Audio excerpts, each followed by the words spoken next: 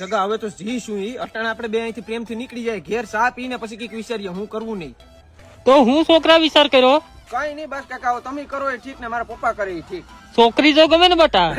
છોકરી ઠીક કા ઠીક હોનું તો ભલે જાય તો તારી એકસો છે તને એમાં શું વાંધો છે? વાંધો નથી નાગણી છે અહીંયા આવી એટલે તો આ બહેનું ને પાર નાખે કે વેસ નાખે તને એની ખબર નહીં. હવે આગળ હું કરવાનો વિચાર કર્યો. હવે એને ફોન કરું આગળ જો. હાલો એલી તને ખબર હતી કે હું તને જોવા આવવાનો છું તો તારે મને કેવું નતું તો હું પેલા જ ન આવે કે જોવા યાર. મને ખબર હોત ને કે તું જોવા આવે તો ના જ પાડી દે. એ મને નથી હવે તું છે ને ગમે એ કે પણ તું તારા બાપને એમ કહી દે કે હું દારૂડિયો છે બાકી તું છે ને ના પાડ દે તારા બાપાને કે મારે ત્યાં નથી કરવું. હું મારા પપ્પાની વિરુદ્ધ ન જઈ શકું. તારે જે કરવું હોય ને એ કર. અરે હું મારા બાપને ના પાડી તો મારો બાપ મારા લીલત પણ છે તો માન એક જગ્યાએ મેળવ્યો નહીં પણ તારી ન્યા જ.